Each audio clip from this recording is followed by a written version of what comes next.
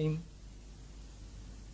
إن الحمد لله نحمده ونستعينه ونستغفره ونعوذ بالله من شرور أنفسنا ومن سيئات أعمالنا من يهدي الله فلا مضل له ومن يضلله فلا هادي له وأشهد أن لا إله إلا الله وحده لا شريك له وأشهد أن محمدا عبده ورسوله وبعد فإن خير الحديث كتاب الله وخير الهدي هدي محمد صلى الله عليه وسلم وشر الأمور محدثاتها وكل محدثة بدعة وكل بدعة ضلالة وكل ضلالة في النار. أعوذ بالله من الشيطان الرجيم. الحمد لله الذي هدانا لهذا والصلاة والسلام على خاتم النبيين والمرسلين. رب اشرح لي صدري ويسر لي أمري واحلل عقدة من لساني يفقهوا قولي. أما بعد. وقال عز وجل في القرآن المجيد أعوذ بالله من الشيطان الرجيم بسم الله الرحمن الرحيم. يوم يأتي بعض آيات ربك لا ينفع نفسا إيمانها لم تكن آمنت من قبل أو كسبت في أيمانها خيرا. اما بعد. تمام تعریفیں اس اللہ عز و جل کے لیے لائق و زیبا ہے جو تمام جہانوں کا بنانے والا اور اسے پالنے والا ہے، اور درود و سلام اس کے آخری نبی محمد صلی اللہ علیہ وسلم پر. الحمدللہ ہم تمام یہاں اس 10 روزہ اسلامی کانفرنس کے پہلے سیشن، پہلی نشست میں جمع ہوئے. اس کے دوسرے حصے میں جو عنوان آپ کے سامنے رکھا گیا تھا وہ تھا امام مہدی کا ظہور. بہرحال بہت ساری باتیں جب یہ الفاظ ہم ذہن میں سنتے ہیں امام مہدی کے تعلق سے تو بہت سارے الفاظ آتے ہیں. اس کی وضاحت کر دوں اس سے پہلے کہ امام مہدی ان کے تعلق سے جو بہت ساری باتیں آتی ہے، چونکہ یہ ایک نیک شخص ہے تو مختلف القاب ان کے آگے لگائے جاتے ہیں یا مختلف قسم کی دعائیں ہم اپنے لیے بھی علماء لکھتے ہیں کہ ہم کر سکتے ہیں کہ اگر وہ ہمارے زمانے میں آ جائے تو ہم ان کا ساتھ دیں. تو پامفلیٹ میں یا پوسٹر میں آپ نے دیکھا مہدی علیہ السلام لکھا تھا. تو بہت سے لوگ اس میں ایک غلط فہمی میں وہ ہو جاتے ہیں، پڑ جاتے ہیں کہ علیہ السلام یہ نبی تو نہیں کوئی، پھر علیہ السلام کیوں لگایا گیا. علیہ السلام یہ دعا ہوتی ہے، یاد رکھیے. جیسے آپ کو میں سلام کرتا ہوں السلام علیکم، اس کا شارٹ فارم علیہ السلام ہوتا ہے. تو یہ انبیاءوں کو بھی لگایا جا سکتا ہے اور غیر انبیاءوں کو بھی لگتا ہے، جیسے کہ مریم علیہ السلام، حالانکہ نبی نہیں آپ. اسی طرح جو ہے بہت سارے اور بھی، لقمان علیہ السلام جبکہ آپ نبی نہیں تھے. تو اسی معنی میں علیہ السلام مطلب ان پر سلامتی ہو، ایک دعا کی شکل میں ہم کہتے ہیں. یا کچھ لکھتے ہیں رضی اللہ عنہ کی، جب وہ آ جائے تو اللہ ان سے چونکہ راضی ہوں گا، ان کو اللہ چنیں گا تو رضی اللہ ان سے راضی. یا مہدی ہدان اللہ ہمیں ہدایت دے کہ ہمارے دور میں آ جائے تو ہم ان کا ساتھ دیں، تو ہدان اللہ کہ اللہ ہمیں ہدایت دے کہ ہم اگر وہ ہمارے زمانے میں آ جائے تو ان کے خلاف نہ ہو. بہرحال تو امام مہدی ان کا تذکرہ جب بھی آتا ہے بہت سارے اشکالات، بہت سارے سوالات، بہت ساری باتیں، کیا یہ نبی ہے، کیا یہ زندہ ہے، یہ کیا یہ کہیں چھپے ہوئے ہے، ان کا کیا معاملہ ہے، یہ پیدا ہوں گے یا مختلف قسم کی باتیں، یہ آسمان سے اتر کر آئی، کیا ہوگا، یہ کیا معاملہ ہے. اور چونکہ اس کی وضاحت نہیں ہوتی تو معاملہ پھر کیا ہوتا ہے، وہ بگڑتا چلا جاتا ہے. تو یہ بہت زیادہ ضروری ہے کہ علامت قیامت، جو قیامت کی نشانیاں نبی اکرم صلی اللہ علیہ وسلم نے احادیث مبارکہ کے اندر بیان کی ہے، اس کو ہم سمجھیں، اس کو ہم جانیں اور صحیح معنوں میں اس کو سمجھنے کی ہم کوشش کریں. ٹھیک، ورنہ ہوتا یوں ہے کہ قیامت کی جب نشانیوں کی علامتوں کی بات ہوتی ہے تو امت مسلمہ افراط و تفرید کا شکار ہوتی ہے. زیادتی یا کمی، یا تو آؤٹ آف باؤنڈری ہوتے ہیں یا بہت زیادہ انسائڈ باؤنڈری ہوتے ہیں. افراط و تفرید کا ہم شکار نہیں ہونا. معاملے میں ہمارا عقیدہ وہی ہونا چاہیے جو اہل سنت والجماعت مطلب صحابہ کی جماعت کا عقیدہ تھا. بہرحال وہ کیا تھا وہ بھی آگے رکھوں گا. اس سے پہلے کہ ہم آگے چلیں، چونکہ یہ بھی قیامت کی ایک نشانیوں میں سے ایک نشانی امام مہدی، تو مختصر باتیں قیامت کے تعلق سے ہم پہلے بس چند جملے، چند کلمات رکھتا ہوں کہ قیامت کی جو نشانیاں ہیں اس کے تعلق سے غلط فہمی یہ ہوتی کہ تمام نشانیاں بری ہیں. مثال کے طور پر قیامت کی نشانیوں میں سے ایک نشانی ہے کہ مکے میں اونچی اونچی عمارت تعمیر ہوں گی. اب کوئی مکہ چلے جائے، اونچی اونچی عمارت، قیامت اب نزدیک ہے، دیکھو نا اتنی بڑی عمارتیں بنا رہے. قیامت کی نشانی اور بڑی بڑی عمارتیں بنا رہے، ان کو عقل نہیں کہ لوگوں کو بنانے والوں کو. وہ بری چیز نہیں ہے، قیامت کی ہر علامت بری نہیں ہے. ٹھیک ہے، بتا قیامت کی جو نشانی اور علامتیں ہیں اس کی مثال ایسی ہے جیسا میل کا پتھر، مائل سٹون. جب آپ سفر کرتے ہیں تو سفر کرتے وقت میل کے پتھر آتے، مائل سٹون آتے. آپ جس شہر جا رہے اس کا لکھا ہوا تھا فلاں شہر 100 کلومیٹر دور، فلاں شہر 90 کلومیٹر دور، فلاں شہر 80 کلومیٹر دور. تو یہ علامتیں آپ کو در حقیقت بتا رہی ہے وہ چیز کتنی نزدیک ہے. لیکن یہ اچھی اور بری ہو سکتی ہے، لیکن ہر علامت بری نہیں ہے، ورنہ ہر علامت کو برا سمجھتے ہیں. اور جب بھی کوئی بات آتی ہے پیسہ بہت ہو جائے گا، دیکھو تم مالدار لوگ، تم سب نشانیاں قیامت کی، پیسہ بہت ہو جائے گا، حدیث میں ہے نا. تو ہر علامت بری نہیں ہے، میں یہ وضاحت کرنا چاہ رہا ہوں. اچھی اور بری دونوں ہو سکتی علامتیں، ٹھیک ہے. تو کچھ علامتیں بری ہیں، جیسا زنا عام ہو جائیں گا، چوری عام ہو جائیں گی، لوگ جو ہے فحش کو، برائی کو عام کر لیں گے، گانے بجانے کے آلات عام ہوں گے، بری علامتیں ہیں. اچھی علامتیں بھی اس کے اندر بہت ساری، ٹھیک ہے. تو ہر علامت اپنے ذات سے بری نہیں ہوتی، شریعت کے مطابق ہے تو اچھی ہے. علامت ہے، صرف آئیڈینٹیفیکیشن ہے، پہچان ہے کہ یہ چیز اتنی دور ہے، نہ کہ وہ اچھا اور برا ہونا. دوسری چیز، ایک چیز یہ ہوتی ہے کہ جب ہم نبی اکرم صلی اللہ علیہ وسلم پر ایمان لاتے ہیں تو اس ایمان کا تقاضا یہ ہوتا ہے کہ نبی اکرم صلی اللہ علیہ وسلم کی کہی گئی ہر بات پہ ہم ایمان لاتے ہیں، یاد رکھیں. ورنہ بہت سارے لوگ نبی اکرم صلی اللہ علیہ وسلم پر ایمان کا دعویٰ کرتے ہیں اور آپ صلی اللہ علیہ وسلم کی باتوں کو اپنی عقلوں پر پرکھتے ہیں، اور عقلوں پر پھر کھری اترے تو مانتے ہیں، کھری نہ اترے تو یار یہ عقل میں نہیں آ رہی، لائق عمل نہیں ہوں گی. ہاں یہ عقل میں بڑی اچھی آ رہی بات، یہ ہونے والا ہے. تو یاد رکھیے میری اور آپ کی عقلیں اتنی اونچی معیار کی نہیں ہے کہ وہ اللہ اور اس کی رسول کی باتوں کو جج کر سکے، اس کے اوپر فیصلہ سنا سکے. یہ بات ذرا غور سے سنیے. ورنہ بہت سارے لوگ ہوتے ہیں جو صحابہ کرام کو بھی جج کرتے ہیں، بلکہ اپنی حدوں سے آگے بڑھ کے انبیاءوں کو بھی جج کرتے ہوں. ایک صاحب ایک دن کہنے لگے اگر نوح علیہ السلام یہ غلطی نہ کرتے تو بڑا اچھا ہوتا. مطلب اب آپ جج کریں یہاں سے بیٹھ کے نوح کیا کرے جس تک سیدھی وہی آتی تھی. ٹھیک، تو اس طرح سے نہ ہماری عقلوں سے نہیں پرکھی جائیں گی یہ چیز کو. تو جب اللہ کے رسول صلی اللہ علیہ وسلم کو قول ثابت ہو جائے کہ یہ صحیح ہے تو پھر من و عن اس کو ماننا پڑے گا. ہم یہ کہہ سکتے ہیں اللہ مجھے توفیق دے، میری عقل کو اتنا وسعت دے کہ میں اس کو سمجھ سکوں، لیکن اپنی عقلوں سے اس چیز کو مت پرکھیے، اس چیز سے اپنی عقل کو پرکھیے. تو جب نبی اکرم صلی اللہ علیہ وسلم میں اور آپ ایمان لاتے ہیں تو آپ کی کہی گئی ہر بات کو من و عن ہم مانتے ہیں اور اس پر عمل کرتے ہیں، اور جو باتیں بتائی گئی ہے جو ہونے والی ہے، فیوچر کی بات جو ہے، مستقبل، اس پر بھی ویسے ہی ایمان لاتے ہیں. ٹھیک، اسی طرح ایک چیز یہ ہوتی ہے کہ قیامت کی نشانیوں کی جو ہے مثال میل کے پتھر کی جو بات میں نے آپ کے سامنے، اسی طرح جو ہے قیامت کب آئیں گی یہ کوئی نہیں جانتا. قیامت کب آئیں گی یہ کوئی نہیں جانتا.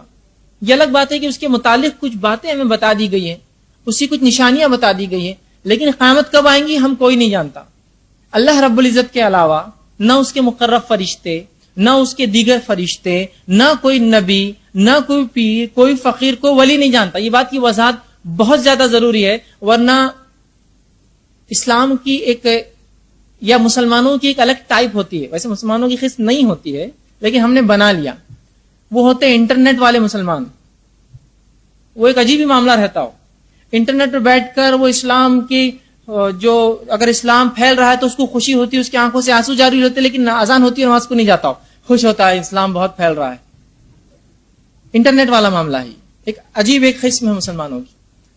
وہیں وہ بہت برائی کا ایسا کہیں کچھ ہو رہا ہے تو ان کو بڑا شدت سے وہ ہوتا ہے کہ دیکھو فلاں جگہ یہ ہو رہا ہے. ہونا چاہیے، بالکل ہونا چاہیے کہ کسی مسلمان کو کہیں بھی تکلیف ہو تو محسوس ہونا چاہیے، لیکن پڑوسی بھوکے کی تکلیف محسوس نہیں ہوتی، وہاں کی محسوس ہوتی ہے اس کو. یہ ایک عجیب بات ہے نا. فطری چیز تو کیا ہے، میرے گھر والوں کی، میرے پڑوس کی تکلیف پہلے محسوس ہے، بعد میں دور کی، اس کو دور کی محسوس نزدیک کی نہیں ہوتی.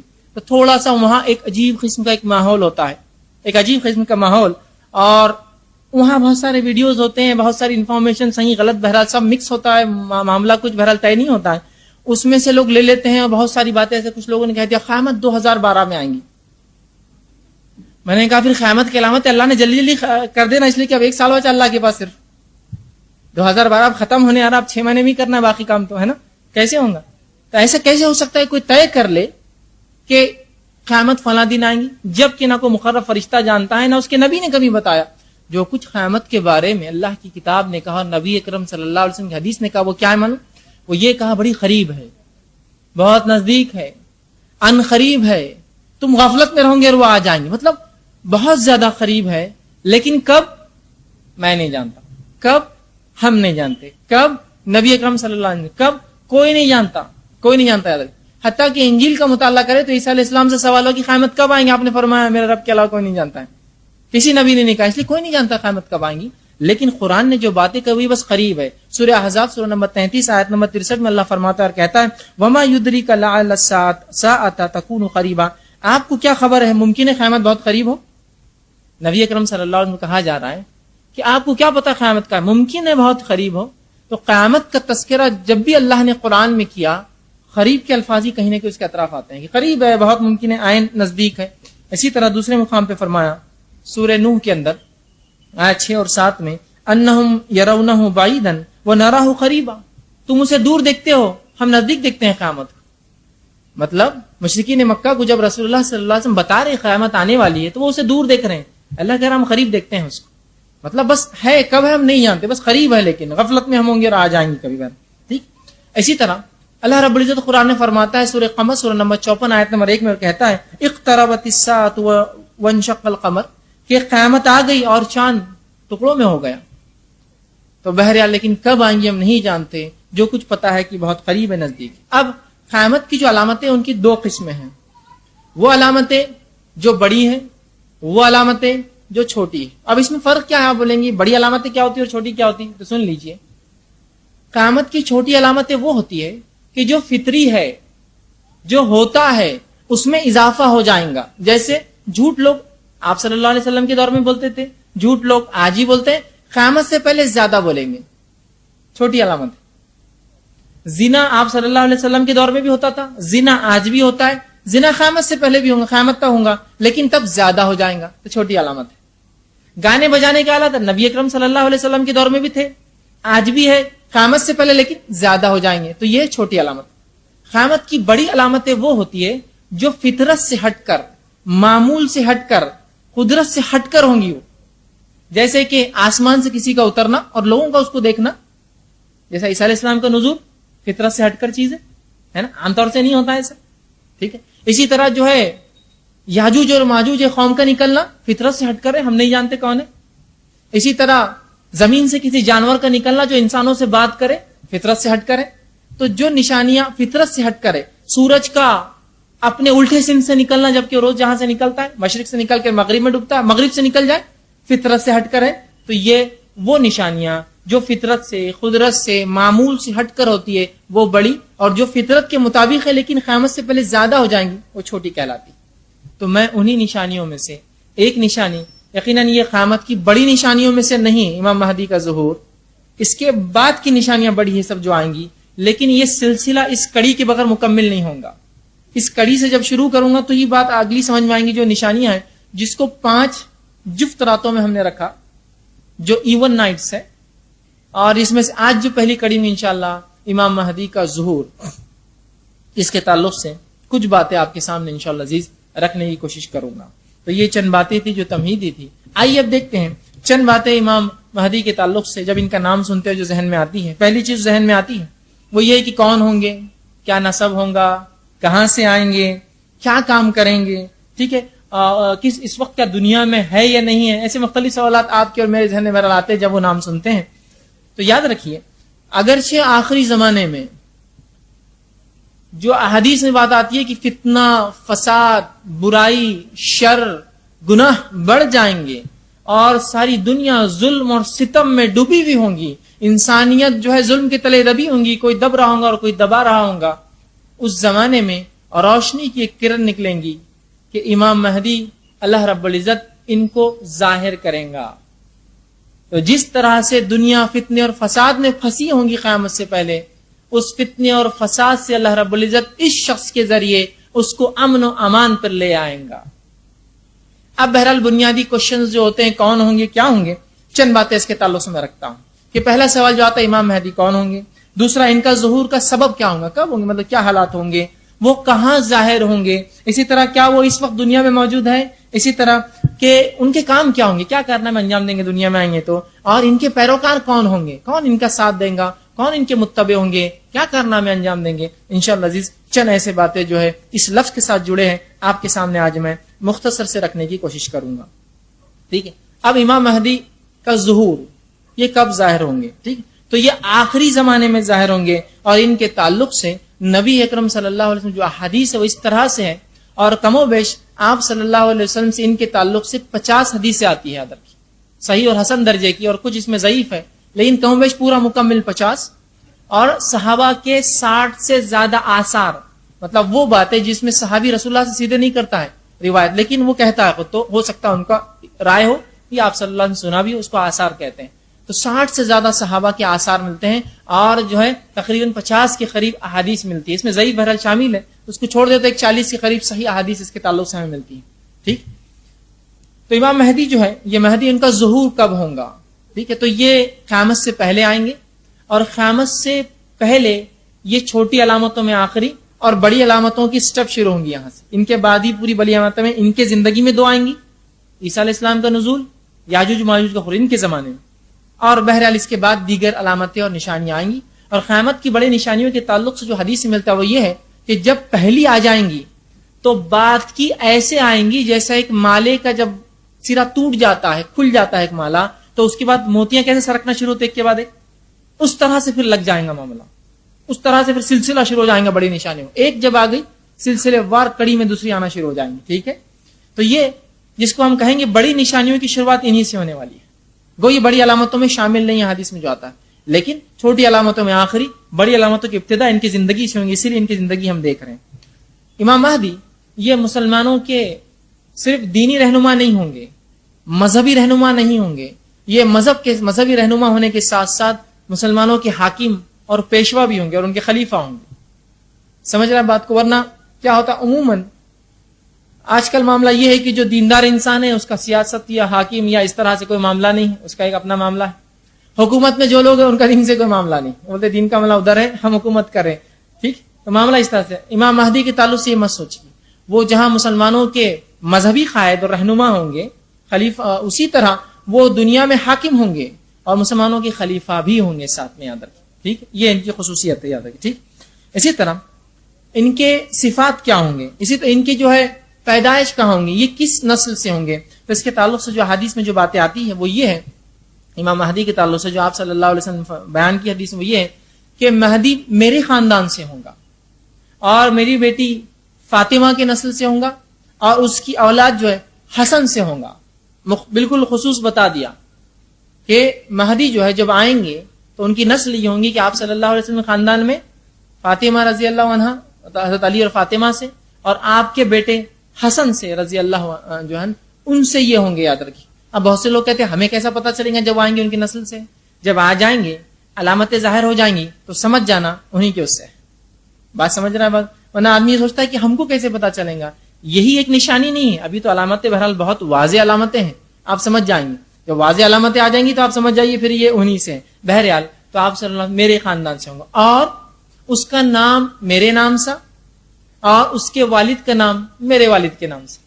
تو پتا چلا ان کا نام محمد بن عبداللہ جو ہے حسنی ہو سکتا ہے، یہ نام ہو، الہاشمی القریشی یہ نام ہو، یا پھر احمد بن عبداللہ حسنی ہاشمی القریشی یہ نام ہو سکتا ہے. بہرحال آپ نے فرمایا اس کا نام میرے نام سا، اس کے والد کا نام میرے والد کے نام سے. ٹھیک ہے.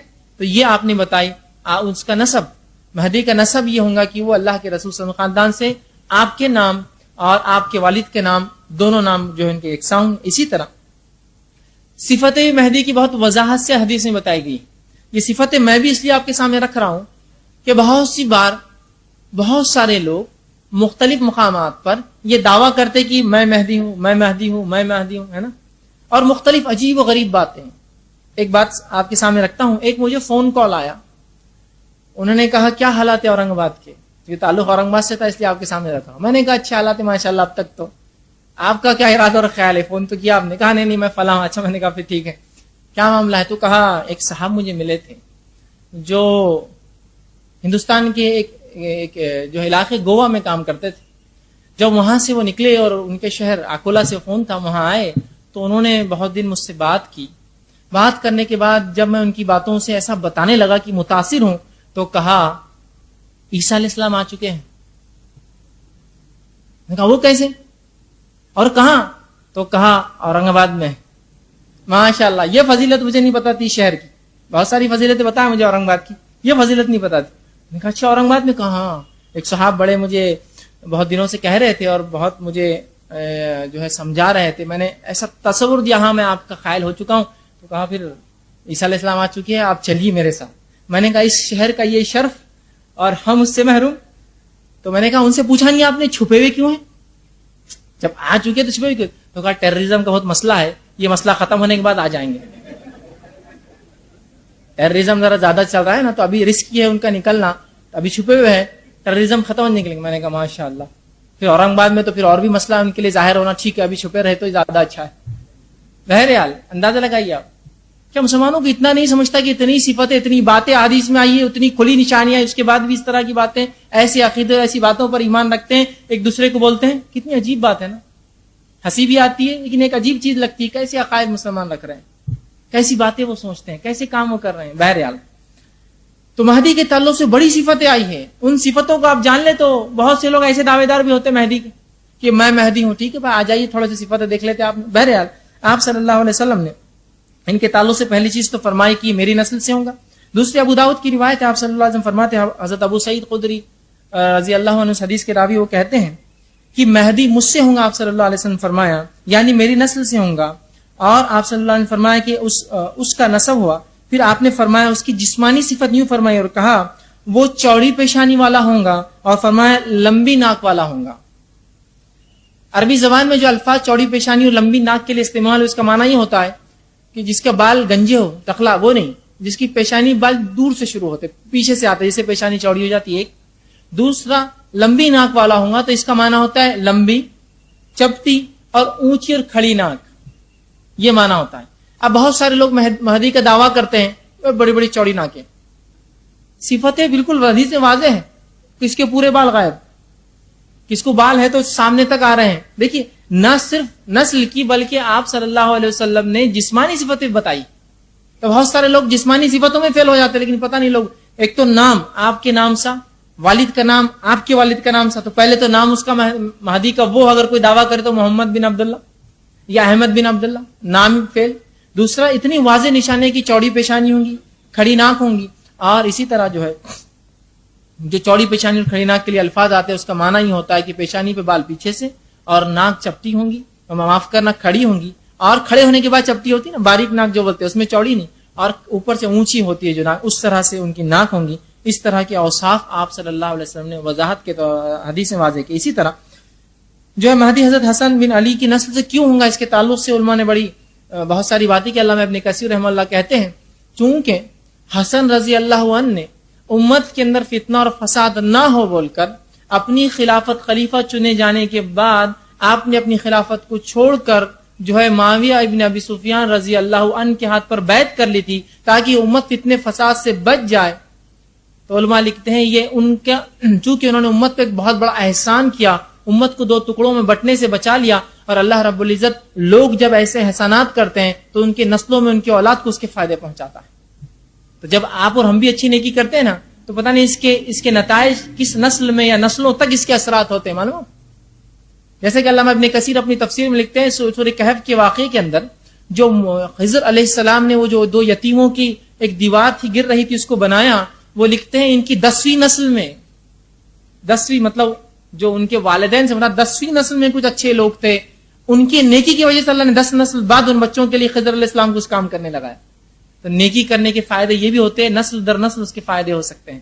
تو وہ لکھتے ہیں چونکہ انہوں نے ایک بہت بڑا کارنامہ انجام دیا تھا کہ امت کو دو ٹکڑے ہونے سے بچا لیا اور بیعت کر لی, تو اللہ رب العزت نے اس کے بدلے میں ان کو یہ شرط دیا کہ ان کے نسل سے جو ہے وہ مہدی کا جو ہے ظہور کریں گا یا ان کو لے آئیں گا. ٹھیک, اسی طرح اب ان کی حکمرانی کی مدت کیا ہوں گی, دنیا میں آئیں گے, اوصاف یہ حکمرانی کی مدت کیا ہوں گی.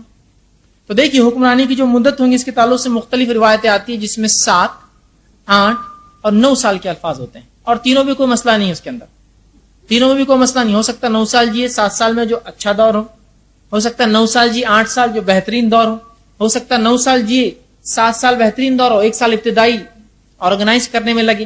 تو یہ مختلف باتیں ہیں یاد رکھیں, حدیث کے اندر آتا ہے 7 کا بھی لفظ ہے, 8 کا بھی لفظ ہے اور 9 کا بھی لفظ ہے, تو کنفیوز مت ہوئیے. اس لیے کہ کبھی کبھار ہم بھی ایسا کرتے ہیں نا, کوئی چیز کے تعلق سے مختلف وقت بتاتے ہیں, لیکن وہ مختلف چیزوں کے تعلق سے وقت ہوتا ہے, مکمل چیز کا وقت نہیں ہوتا ہے. سمجھے کہ بھائی یہ کام کتنی دیر میں ہوگا, 10 منٹ میں, وہ کام کتنی دیر میں, اسی کے اندر کا ہی کام 12 منٹ لگیں گے, ہے نا.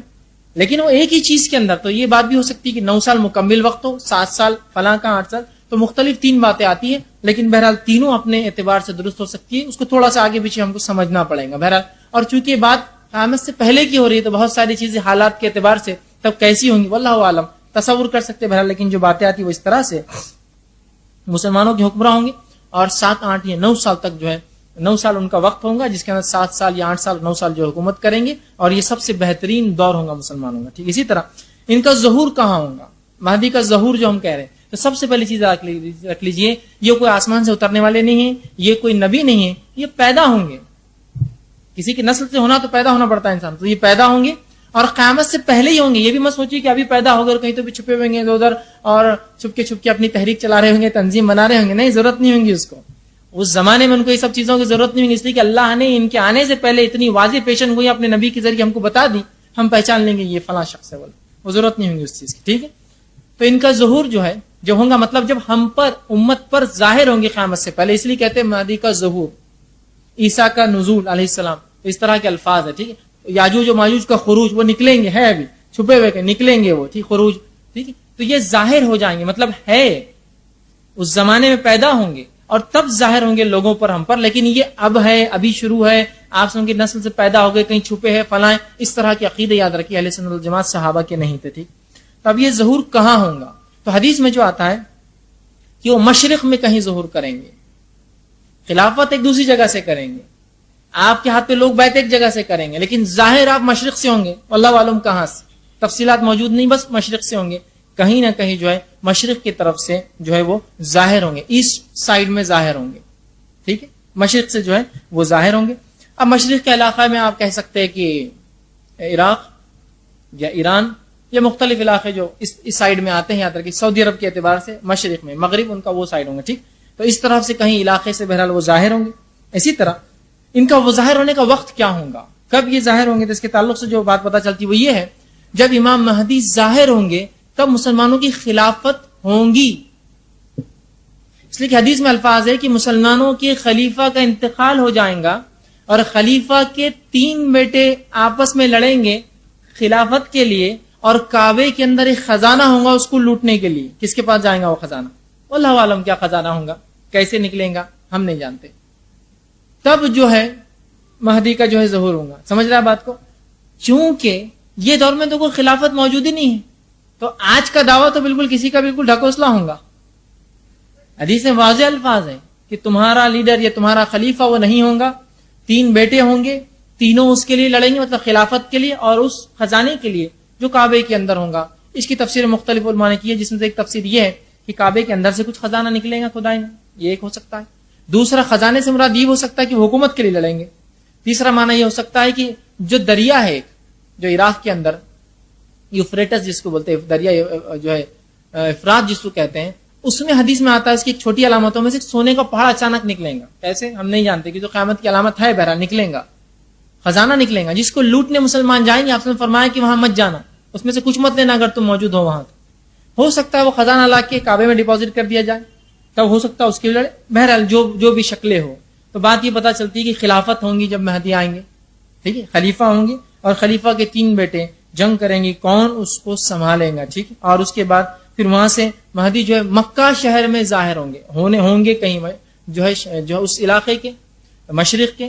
لیکن جب ظاہر ہوں گے تو مکہ میں ظاہر ہوں گے، شہر مکہ کے اندر ظاہر ہوں گے. اور جب آپ ظاہر ہوں گے لوگوں کو پتا چلیں گا تو آپ کعبے اور مقام ابراہیم کے بیچ میں کہیں لوگوں سے بیعت لیں گے، لوگ پہچانیں گے اور آپ کے ہاتھ پہ بیعت کریں گے. اسی طرح صوبان رضی اللہ عنہ فرماتے ہیں، آپ کی ایک حدیث فرماتے اور کہتے ہیں، ابن ماجہ کی روایت ہے، اور وہ کہتے ہیں تمہارے کعبے کی خزانے کے پاس 3 آدمی آپس میں جنگ کریں گے، ان میں سے ہر ایک خلیفہ کا بیٹا ہوگا. جب مہدی آئیں گے تو کیا ہوں گے حالت؟ 3 لوگ جو بیٹے ہوں گے وہ خزانے کے لیے وہاں لڑ رہے ہوں گے، بیٹا ہوگا، مگر یہ خزانہ کسی کو بھی نہیں ملے گا. آپ فرماتے ہیں کہ پھر مشرق سے کالے جھنڈے نمودار ہوں گے، وہ تم کو اس طریقے سے قتل کریں گے کہ جس سے پہلے کوئی مثال نہ ملتی ہو. صوبان کہتے ہیں رضی اللہ عنہ نے کہا، پھر آپ صلی اللہ علیہ وسلم نے کوئی بات فرمائی جو مجھے یاد نہ رہی حدیث کے اندر. ٹھیک ہے، پھر آپ نے فرمایا جب تم اس مہدی کو دیکھو تو اس کی بیعت کر لو، خواہ تم برف پر گھٹنوں کے بل گھسیٹ کے تمہیں جانا پڑے. مطلب جب مہدی آ جائے، واضح علامتیں آ جائے تو دیر نہ کرنا، اس کے ہاتھ پر بیعت کر دیں. مطلب ان کی طرفداری کرنا، ان کے ساتھ ہو لینا، خلاف ورزی نہ کرنا. ٹھیک ہے بات سمجھ رہے؟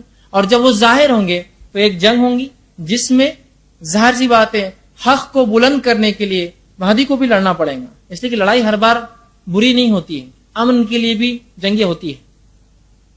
ظاہر سی بات ہے ہر امن والا ملک ایک ملٹری رکھتا ہے اپنی، اس لیے کہ اگر امن میں رہنا ہے تو فوج رکھنا ہوتی ہے، ورنہ بدامنی پھیلتی. سمجھے؟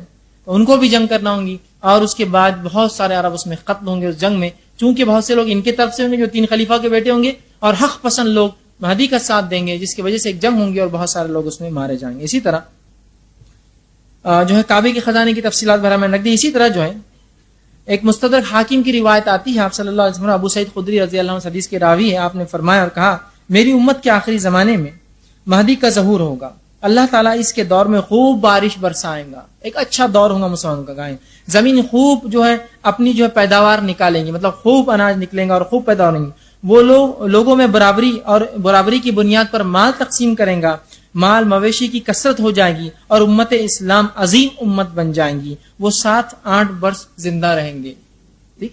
تو اس حدیث میں آپ سے فرمایا کہ جب مہدی آ جائیں گے تو دنیا میں امن و امان غائب ہو جائیں گا، لا اسٹیبلش ہو جائیں گا، اور ساتھ میں دنیا میں فراوانی ہو جائیں گی، اور وہ سب کو مال تقسیم کریں گا. اور اس حد تک مال تقسیم کریں گے کہ الفاظ آتے ہیں کہ وہ منادی لگائیں گے، روز کسی شخص کو کہیں گے جاؤ اعلان کرو، کوئی مال چاہتا ہے گا، ایک شخص اعلان کریں گے اور کہیں گا کسی کو کچھ چاہیے، کوئی کچھ نہیں کہیں گا. آپ سے فرماتے ایک شخص کہیں گا مجھے چاہیے، وہ کہیں گا آ جاؤ، خزانے کا دروازہ کھولیں گا، کہیں گا جتنا ہونا لے لو. وہ شخص جو ہے اپنے ہاتھوں سے جتنا اٹھا پائیں گا اٹھائیں گا، لیکن پھر رنج کریں گا کہ افسوس میں ہی ایک ایسا بد نصیب آدمی ہوں کہ سب کو جو ملا اس میں مطمئن ہے، مطلب سب کے پاس اتنا ہوگا، وہ بڑا لالچی ہوگا، اتنا ہوگا کہ جس کی حد نہیں، پھر بھی وہ لالچ میں آئیں گا، وہ کہیں گا افسوس کہ سب کے پاس موجود ہے اور سب مطمئن ہے، میرے پاس بھی ہے، پھر بھی میں لینے آیا. اسے بڑا رنج ہوگا اور وہ کہیں گا کہ نہیں میں واپس کرتا ہوں. خزانے والا کہیں گا آپ جو دے دیا ہم واپس نہیں لیتے، لے جاؤ یہ ہمارے پاس. مطلب پہلی ایکسس ہے، اتنا اللہ دنیا میں فراوانی، مال، غلہ، جانور، مویشی اور تمام چیزوں کو وہ کریں گا، اور وہ 7-8 یا بہرحال 9 سال کی بھی روایت آتی آگے آئیں گی، وہ جو ہے حکمرانی کریں گے. اسی طرح جو ہے مہدی کے تعلق سے جو اور بات آتی ہے، ان کے تعلق سے آتی مسند احمد کی روایت ہے.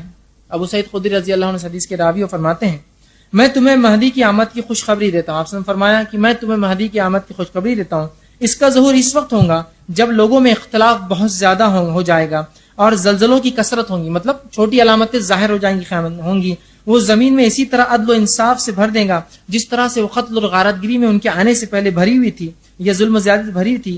آسمان کے رہنے والے اور زمین کے باسی سب اس سے راضی ہوں گے. وہ لوگوں میں برابری کی بنیاد پر مال تقسیم کریں گا. ایک شخص نے سوال کیا کہ یہ برابری سے تقسیم کرنا کس کو کہتے ہیں؟ تو آپ نے فرمایا مال دینے میں سب لوگوں سے یکساں سلوک کریں گا، اس کو زیادہ ان کو کم نہیں، سب کو برابر دیں گا. پھر آپ نے فرمایا کہ اللہ تعالیٰ امت محمدیہ کے دلوں کو غنا سے بھر دیں گا، اتنا مال وہ دیں گے کہ لوگ غنی ہو جائیں گے، غنی مطلب مالداری سے بھر دیں گا. پھر آپ فرماتے ہیں نوبت یہاں تک آ پہنچیں گی کہ مہدی ایک منادی کو حکم دیں گا اعلان کرنے والوں کو کہ اعلان کرو، لیکن اس اعلان کی پیشکش کو بھی کوئی قبول نہیں کرے گا، اسے کچھ چاہیے. لیکن آپ فرماتے صرف ایک شخص اٹھے گا اور کہیں گا کہ مہدی اس سے کہے گا جاؤ خزانچی سے اس کو جو چاہے خزانوں میں سے دے دو. جائیں گا، وہ کہیں گا مہدی تمہیں حکم دیتا ہے کہ مجھے مال دو. خزانچی اس سے کہیں گا کہ اپنے دونوں ہاتھوں سے جتنا اٹھا سکتے اٹھا لو. جب وہ شخص مال اپنی جھولی میں ڈال کر باندھ لے گا تو پشیمان ہوگا اور کہیں گا اور سوچے گا افسوس میں ہی امت محمدیہ میں سے سب سے زیادہ لالچی انسان ہوں کہ میں یہاں آگے، حالانکہ کوئی نہیں آئے، لیکن جب وہ مال واپس کرنا چاہیں گا اس سے وہ مال لیا نہ جائیں گا. اور مہدی 7-8 برس تک یہی معاملہ ان کی زندگی میں بہرحال چالو رہے گا. اسی طرح مسند احمد کی روایت علی بن ابی طالب رضی اللہ عنہ فرماتے اور کہتے ہیں مہدی ہم میں سے ہوں گا، مسلمانوں میں سے ہوں گا، اللہ تعالیٰ اس کی ایک رات میں اصلاح فرما دیں گا. مطلب یہ کہ مہدی ایک ایسے انسان ہوں گے جن کو پتہ نہیں ہوگا وہ اس منصب کے شخص ہے، اس منصب ان کو پتہ نہیں ہوگا یہ سب چیزیں. یاد رکھیے آپ یہ مت سوچیے کہ مہدی پیدا ہوں گے تو خصوصی شہنائیاں بجیں گی اور زمین آسمان اپنے وہ بدل دیں گے اور اعلان ہوگا، اس طرح کچھ بھی نہیں ہونے والا، عام ہوں گے. لیکن اللہ ان کی اصلاح کر دیں گا. علماء اس کی شرح کرتے اور کہتے اصلاح سے مراد یہ کہ اللہ خلافت کے لیے انہیں اچانک تیار کر دیں گا. اسی طرح وہ فرماتے ہیں اس لائق بنا دیں گا کہ مسلمانوں کے خلیفہ بنے، ان کو توفیق عطا فرما دیں گا کہ مسلمان خلافت کریں. ان کو الہام اور رہنمائی عطا فرمائیں گا تاکہ وہ خلافت کر سکے. ان کو قیادت اور حکمرانی کی صفتیں ان میں اچانک ڈال دیں گا کہ وہی کام کر سکے, اور وہ صفتیں اس سے پہلے ان میں شاید نہ ہوں گی, اللہ لیکن وہ صفتیں ان میں ڈال دیں گا, یاد رکھیے. لیکن ہرگز اس کا مطلب یہ ہے کہ مہدی ایک برا آدمی ہوگا, خراب آدمی ہوگا, اللہ اس کی ایک رات میں اصلاح کر دیں گے, نہیں. مراد یہ ہے کہ ان کو اس منصب کے لیے, مسلمانوں خلافت کے لیے تیار کر دیں گے. ٹھیک. اسی طرح بہت ساری حدیثوں میں آپ سے اس کے تذکرہ فرمائے کو, اور حدیث مسند احمد کی روایت ہے, آپ صلی اللہ علیہ وسلم فرمایا, اور آپ نے کہا حضرت جابر رضی اللہ عنہ حدیث کے راوی, اور فرمایا عیسیٰ ابن مریم آسمان سے جب نازل ہوں گے تو مسلمانوں کے امیر امام مہدی ان سے کہیں گے کہ تشریف لائے اور نماز کی امامت کریے. وہ معذرت کر دیں گے, عیسیٰ علیہ السلام انکار کر دیں گے, معذرت فرمائیں گے اور کہیں گے اس کی امامت ان لوگوں کے لیے زیبا ہے, مطلب امت محمدیہ کے لیے امامت زیبا ہے, یہ اس امت پر اللہ کا احسان اور فضل ہوگا. مطلب جب امام مہدی آئیں گے انہی کے زمانے میں عیسیٰ علیہ السلام نازل ہوں گے, اور عیسیٰ علیہ السلام جب آئیں گے تو امام مہدی, پورا بھرا تفصیلات انشاءاللہ عیسیٰ علیہ السلام کے نزول میں واقع آئیں گا, ابھی اتنا وقت نہیں ہے. جب اتریں گے تو عصر یا مغرب کی نماز کا وقت ہوگا, عصر یا معاف کرنا فجر کی نماز کا وقت ہوگا, اقامت دی جائیں گی, عیسیٰ علیہ السلام نازل ہوں گے, مہدی کہیں گے کہ عیسیٰ علیہ السلام آپ نماز پڑھائیں گی, آپ کہیں گے کہ نہیں اقامت آپ کے لیے دی گئی, نماز آپ ہی پڑھائیے, اور یہ اس امت کا شرف ہوگا. لیکن اس کا ہرگز معنی یہ نہیں ہے کہ مہدی افضل ہوں گے عیسیٰ علیہ السلام سے, اس لیے کہ نبی اکرم صلی اللہ علیہ وسلم نے بھی ابوبکر صدیق رضی اللہ عنہ کے پیچھے نماز پڑھی, اور عبد الرحمن ابن عوف رضی اللہ عنہ کے پیچھے بھی نماز پڑھی. ٹھیک ہے, اس کا مطلب ہرگز یہ نہیں کہ مہدی ان سے افضل ہوں گے. اس کا مقصد بتانے کا یہ ہے کہ عیسیٰ علیہ السلام بھی اسی مطلب امت محمدیہ جو اس میں آئیں گے اور شریعت محمدی پہ ہی عمل کریں گے, یاد رکھیے. یہ اس کا معنی ہے کہ اس امام کے پیچھے جو مسلمانوں میں سے ہوں گا آپ نماز پڑھیں گے, یہ ان کا شرف اور اس امت کا شرف ہوگا. اسی طرح ابو سعید خدری رضی اللہ عنہ فرماتے ہیں, ابو نعیم کی روایت آپ فرماتے ہیں, جس امام کی اقتداء میں عیسیٰ علیہ السلام نماز ادا کریں گے وہ ہم میں سے ہی ہوگا. ٹھیک ہے, مطلب مسلمانوں میں سے ہوں گا. ٹھیک ہے. اسی طرح بہت ساری باتیں جو ہے امام مہدی کے تعلق سے مختلف روایتوں میں بہرحال آتی ہیں, اتنا وقت نہیں کہ میں تمام رکھوں, کچھ سیدھا باتیں رکھ رہا ہوں. اسی طرح ابو داؤد کی روایت علی بن ابی طالب رضی اللہ عنہ فرماتے ہیں اور کہتے ہیں, اگر دنیا کا ایک دن بھی باقی رہا, مطلب دنیا ختم ہونے میں اگر ایک دن بھی باقی رہا تو اللہ اس دن کو لمبا کر دیں گا. مطلب مہدی کا آنا, امام مہدی کا آنا اتنا اٹوٹ ہے, اتنا طے شدہ ہے کہ اگر ایک دن ہی بچیں گا تو اللہ اس دن کو لمبا کر کے مہدی کو اس میں لائیں گا. سمجھتے, آپ فرماتے ہیں اگر دنیا کا ایک دن بھی باقی ہو جائے تو اس میں اللہ تعالیٰ میرے اہل بیت میں سے ایک شخص کو ظاہر کریں گا جو زمین کو اسی طرح عدل و انصاف سے بھر دیں گا جس طرح اس سے پہلے وہ ظلم و ستم سے بھری ہوئی تھی. مطلب ان کا آنا اتنا اٹل ہے اور اتنا اٹوٹ ہے. اسی طرح صحیح مسلم کی روایت ہے, آپ صلی اللہ علیہ وسلم فرماتے ہیں, جابر بن عبداللہ رضی اللہ عنہ اس حدیث کے راوی اور کہتے ہیں, آپ نے فرمایا قریب ہے کہ عراق والوں کو غلہ بند ہو جائے گا, قریب ہے کہ عراق والوں کو غلہ بند ہو جائے گا, نقد آنا بند ہو جائے گا. مطلب ان کے اناج پر بھی پابندی, کھانے پینے پر, ان کی اکنامی بھی پابندی, ان کا اناج بند ہو جائے گا, ان کو مال آنا جو ہے بند ہو جائے گا, نقد آنا بند ہو جائے گا. ہم نے پوچھا, صحابہ نے پوچھا کیسے ہوگا, اس طرح سے کیسے ہوگا, لوگ اس کا اناج اور جو ہے پیسہ بند کر دیں گے. آپ صلی اللہ علیہ وسلم نے فرمایا یہ پابندی عجم کی طرف سے ہوں گی, یہ پابندی عربوں کی طرف سے نہیں, یہ عجم کی طرف سے کوئی دوسرا لگائیں گا اور انہیں اس سے محروم کر دیں گا اس چیز سے. ٹھیک, تو پتا چلا قیامت سے پہلے کچھ ملک اتنے تسلط اور اتنا بھاری اپنا دبدبہ رکھیں گے کہ وہ چاہے تو کسی ملک کی معیشت کو بھی برباد کر دے, چاہے تو ان کو کھلائے, چاہے تو ان کو بھوکا مار دے. اسی لیے اس کا جو غلہ بند ہو جائیں گا اور مال بھی جو رک جائیں گا. جس طرح سے آج بہت سے ظالمانہ ملک جو اس طرح سے کرتے ہیں کہ جب ان کی بات نہ مانی جاتی ہے تو ان کے پورے اکنامک اور ان کے سسٹم کو برباد کر دیتے ہیں. تو آپ نے فرمایا کہ ایسا ہوگا کہ قریب ہے کہ عراق کا بند ہو جائے گا. لوگوں نے کہا, صحابہ نے کہا یہ کیسے ہو سکتا ہے, کون کرے گا؟ تو کہا عرب میں سے تو کوئی نہیں, عجم میں سے ہی ہوگا اور ان کو محروم کر دیں گا. پھر آپ سے فرمایا, آگے فرماتے ہیں, قریب ہے کہ شام والوں کے پاس جو ہے دینار اور غلہ آنا بند ہو جائے. قریب ہے کہ یہ مشرق ہے اور مغرب ہے, کہا کہ شام والوں کے پاس ایسا ہو جائے کہ جو ہے غلہ آنا بند ہو جائے, ان کے پاس روپیہ پیسہ ان کا جو آنا بند ہو جائے. مطلب اب ظاہر سی بات ہے, ہم قیامت سے پہلے سوچ رہے ہیں تو روپیہ پیسہ ضروری نہیں کہ ہر بار جو ہے وہ سکے کی شکل میں ہو, روپیہ پیسہ اکنامی ان کا سسٹم, روپیہ پیسہ آنا بند ہو جائے اور جائے. ہم نے سوال کیا یہ کیسے ہوگا, یہ کیسے پابندی ہوں گی؟ تو آپ صلی اللہ علیہ وسلم نے فرمایا یہ رومیوں کی جانب سے ہوگا, یہ کام یورپینز کریں گے. رومی اصل بولے تو آپ صلی اللہ علیہ وسلم کے دور میں روم سے مراد یورپ ہوتا تھا, یاد رکھیے, اس لیے کہ یورپ کے جو لوگ ہوتے تھے ان کو رومی کہا جاتا تھا. ٹھیک ہے, اس کے بعد بہرحال عربی کے اندر مختلف اصطلاحات میں جو فرانس کے لوگ ہوتے ہیں ان کو یورپین کہا جاتا تھا، بات کے جیسا جس کو فرنجیون کہتے ہیں عربی کے اندر، فرانسیسی، ٹھیک، اس کو فرنگی بولتے ہیں اردو زبان کے اندر، بہرحال. لیکن آپ صلی اللہ علیہ وسلم کی زبان میں یوروپ مطلب اس کو رومی کہتے تھے. رومی مطلب پورا یوروپ، اس میں خالی آپ روم مطلب اٹلی کا وہ شہر روم مت لیجئے، رومی سے مراد وہ نسل پوری یوروپین نسل. تو آپ نے فرمایا یہ رومیوں کا کارنامہ ہوگا، یوروپ اس طرح کی حرکت کریں گا اور مسلمانوں کے ساتھ کہ ان کا غلہ بند کر دیں گا، اور مشرق میں بھی یہ ہوگا، اور مغرب مطلب شام کا علاقہ بھی اور عراق کا علاقہ بھی پھر رومیوں کی جانب سے ہوگا. پھر آپ صلی اللہ علیہ وسلم نے دیر تک خاموش رہے، صحابہ نے کہا، پھر فرمایا میری امت کے آخری زمانے میں ایک خلیفہ ایسا ہوگا، مطلب اس ظلم اور ستم میں جب امت مسلمہ ہوں گی تو پھر میری امت میں ایک خلیفہ ایسا ہوگا جو جھولیاں بھر بھر کے گنے بغیر لوگوں کو مال دیں گا. مطلب جس طرح سے لوگ مسلمانوں کو دبائیں گے، ان کے ملکوں کو برباد، ان کی معیشت کو، سسٹم کو برباد کریں گے، اسی دور میں مہدی آئیں گے. مطلب بہت برا زمانہ ہوگا، مسلمانوں کا کہیں جو ہے دبدبا نہیں ہوگا، برا زمانہ ہے قیامت سے پہلے بہرحال جو بھی ہے. اور اس میں بہت ساری باتیں، ایک تو خود مسلمانوں کی بدعمالیاں اس چیز کو لائیں گی، اور ایک یہ کہ اللہ نے اس چیز کو طے کر رکھا ہے تو وہ تو ہونا ہی ہے، لیکن مسلمانوں کی بدعمالیاں بھی یاد رکھیں اس میں شامل ہوں گی. جو گناہ اور ظلم و ستم پہلے ہم اپنے رب کے ساتھ کریں گے، اس کے بدلے میں پھر دنیا میں ہم پہ ظلم اور ستم ہوگا. ٹھیک، اسی طرح صحیح مسلم کی روایت ہے، آپ صلی اللہ علیہ وسلم فرمایا، اور حدیث کے الفاظ یوں ہیں کہ ام المومنین عائشہ رضی اللہ عنہ حدیث کی راوی بیان کرتی ہے، آپ نے فرمایا آپ ایک رات سوئے ہوئے تھے اور نیند میں آپ کے بدن مبارک سے ایسی کچھ حرکتیں ہوئی جو آپ نے اس سے پہلے نہیں کی تھی. تو عائشہ رضی اللہ عنہ اور دیگر صحابیات نے پوچھا، امہات نے پوچھا، اے اللہ کے رسول، آج رات ایک ایسی حرکت آپ کے جسم سے ہوئی جو حرکت اس سے پہلے آپ نے کبھی نہیں کی، آپ کے جسم سے ایسی حرکت نہیں ہوئی. تو آپ صلی اللہ علیہ وسلم نے فرمایا کہ میری امت کے کچھ لوگ کعبے کی طرف بڑھ رہے تھے، میں نے خواب دیکھا، اور نبی کا خواب سچا ہوتا ہے، میں نے خواب دیکھا اور میں نے دیکھا میری امت کے کچھ لوگ کعبے کی طرف بڑھ رہے تھے، وہ قریش کے شخص کو مارنا چاہتے تھے. یہ ہو سکتا ہے وہ 3 لڑکے ہوں گے جو اس زمانے کے خلیفہ ہوں گے، جو خانہ کعبہ کا خزانہ چاہتے ہوں گے، اور جب انہیں پتا چلے گا مہدی جو حق ہے یا حق پر ہے وہ آ چکی ہے تو ظاہر سی بات ان کو برا لگے گا، ہو سکتا ہے. تو آپ سے فرماتے ہیں کہ ایک شخص کو مارنا چاہتے تھے جو کعبے میں پناہ لیے ہوئے تھا. اس سے ایک بات پتا چلتی ہے کہ مہدی جب ظہور ہوگا اس سے پہلے وہ کعبے میں پناہ لیں گے، مکہ میں پناہ لیں گے، بالخصوص کعبے کے اندر حرم میں پناہ لے لیں گے. آ کر پناہ لیے ہوئے تھا. جب وہ ایک کھلے صحرا میں تھے تو ان سب کو دھسا دیا گیا. تو جب وہ لوگ مارنے کی نیت سے ایک فوج بنائیں گے، یقیناً مہدی کے ساتھ بھی کچھ لوگ ہوں گے امام مہدی، لیکن وہ کم ہوں گے.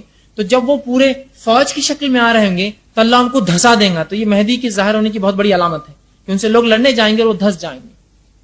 تو وہ دھسا دیے جائیں گے، مطلب اللہ فوج کو جانے سے پہلے برباد کر دیں گا. تو آگے آتا صحرا میں سب کو دھسا دیا جائے گا، یعنی زمین پھٹ جائیں گی اور اس میں انہیں پیٹ میں نگل لیں گی. ہم نے عرض کیا، امہات المومنین نے عرض کیا، اللہ کے رسول اس میں بہت سارے لوگ ہوں گے نا، سب دھس جائیں گے آپ بول رہے ہیں، تو بہت سارے لوگوں کے مسافر ہوں گے، بہت سارے لوگوں کو زبردستی لایا ہوگا، اور بہت سارے لوگ ہم جیسے دیکھنے آئیں گے کیا چل رہا، اتنی بڑی فوج آ رہی ہے اور فلاں ہم دیکھنے آئیں گے تو کیا ہوگا. آپ صلی اللہ علیہ وسلم فرمایا ہاں ایسا ہوگا کہ کچھ لوگ جان بوجھ کر شامل ہوں گے، کچھ لوگ مجبوراً لائے گئے ہوں گے، کچھ لوگ بےچارے یوں ہی دیکھنے آئیں گے، مسافر ہوں گے، اور یہ سب دھسا دیے جائیں گے اس کے اندر. لیکن ہر شخص اپنی نیت پر قیامت کے دن اٹھیں گا. بات سمجھ، مطلب جو لڑنے آیا تھا اس کو عذاب ملیں گا، جو بیچارہ مسافر تھا اس کو اس کی نیت کا، جو بیچارہ پکڑ کر زبردستی لائے گا تو اس کو اس کی، ہر فرد کو اس کی نیت کا اجر ملے گا.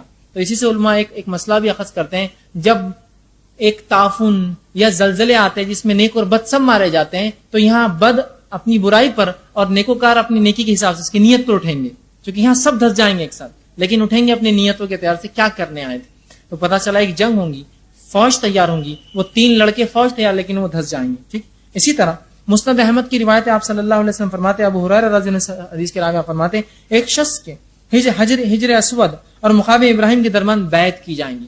اب وہ دھس جائیں گا اور لوگ جو حق پسند ہوں گے آ کر مہدی کے ہاتھ پر بیعت کریں گے. اس گھر کی حرمت کے رہنے والے ہی اس گھر کے رہنے والے اس کی حرمت پامال کریں گے، مطلب مسلمان ہی آپس میں مہدی سے لڑیں گے، حکومت کے لیے پامال کریں گے. اور جب وہ اس کی حرمت کو پامال کر دیں گے تو پھر عربوں کی ہلاکت اور بربادی کے بارے میں مت پوچھو مجھ سے.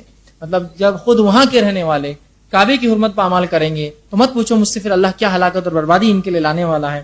ٹھیک ہے، اور آپ فرماتے بربادی لائیں گا، برپا کریں گا، مت پوچھو. پھر جشی آئیں گے جو کعبے کو تباہ اور برباد کر دیں گے. پھر جشا سے کچھ لوگ آئیں گے حبش سے جو کعبے کو تباہ اور برباد کر دیں گے، اور اس کی تباہی کے بعد پھر اللہ کا یہ گھر کبھی آباد نہیں ہوں گا. مطلب کعبہ جب برباد ہو جائے گا اس کے بعد کوئی اس کو آباد نہ کرے گا. یہی لوگ ہوں گے جو اس کے خزانے بھی نکال کر لے جائیں گے.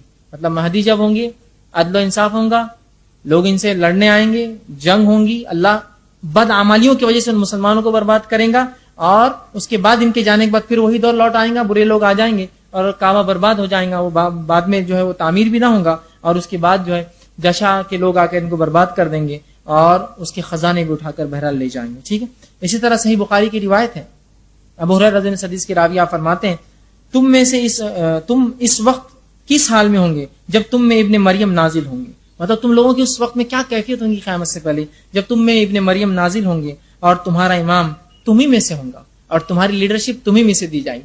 تو عیسیٰ علیہ السلام نازل ہوں گے اور مسلمانوں کے لیڈر ہوں گے, اور مہدی ان کے ساتھ مل کر جو ہے باقی پورے کام کریں گے. ٹھیک. اسی طرح آپ صلی اللہ علیہ وسلم کی روایت مسند احمد کی حدیث آپ نے فرمایا, قیامت کے قائم ہونے تک میری امت میں ایک گروہ حق کے لیے لڑائی کرتا رہے گا. قیامت کے قائم ہونے تک ایک گروہ ہوگا امت مسلمہ میں سے جو حق کے لیے ہمیشہ لڑتا رہے گا اور دشمن پر غالب رہے گا.